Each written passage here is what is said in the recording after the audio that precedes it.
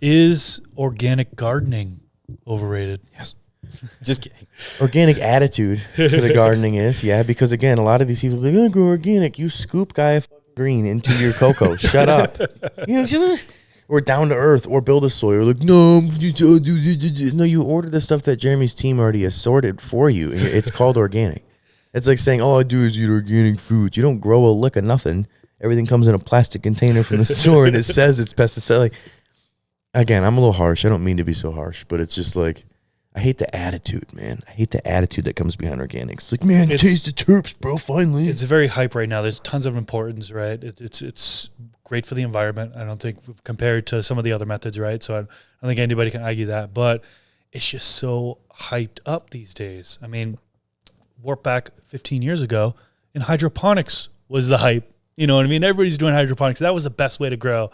Now everyone's jumping on the humping. They're humping it. Everyone's humping on that organic train. Part of me feels like this is that, like, who are the people who are behind the organic train, and then what products do they sell? Because again, God bless his soul, I love Jeremy, but he does sell the products that he people promotes. Are selling organic products. You know, all these people. Like, then again, he likes promoting organics, organic and he has growing. a book. Yeah, and he has a book, coincidentally. And they make it available on Amazon. And it's on Amazon. And you could leave a review and potentially get Stash Blend from us. Wow. It's over the top. And that just makes me, again, it's the biasness sometimes where I'm looking at it from my tinfoil, yarmulke or kippah, where I'm thinking, oh, well, we've got people who are promoting this because they're selling these products, and it's way easier for anybody to just assemble organic products and sell them in a freaking brown bag than it is to have a lab that's engineering, chemicals. As somebody who uses synthetic nutrients, I would actually flip this and argue that salt-based nutrients are overrated. In the fact that my whole argument is that we've honed in nutrients to be specific for this plant, like the carbon-based stuff that Nick was talking about with Root Leaf. You don't need to do that. You don't need to add 14 milliliters per gallon to get and water once a week to get that result. You can do a top dress, add water once every, or mix every 30 days or whatever. So I would argue that maybe salt-based nutrients are overrated. You can go far easier than that. Why mix 9 bottles when you can put 2 scoops, right? Yeah, I just think it's one of those both extremes. No, I'm hopping over the organic train. Let's go.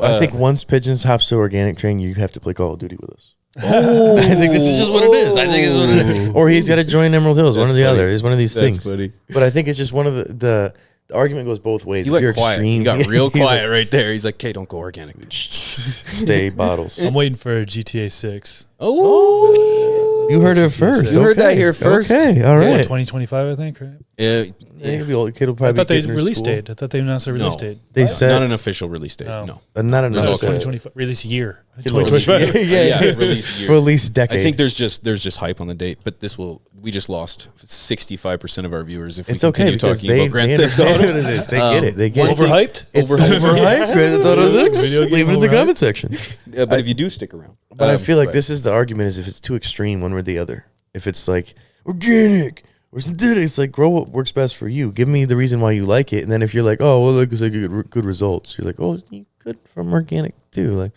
then when you explain it and then they just deny it, then it's like, all right, well, then you're part of the problem. If you're just like, no, I don't want to do it, versus like, hey, I'm really digging my results. I've got a bunch of nutrients already. Yeah, I've been doing this. It's my routine. Pigeons himself has been doing this. Has shrunk his amount of plants to the point where it's like nothing. Versus before, you were working hard. Bottles too. What's what I'm saying? Like where it was like with Stash Blend, baby. But it was like working harder or working smarter. Sometimes you're just in the garden. That's your peace time. That's your relaxation time.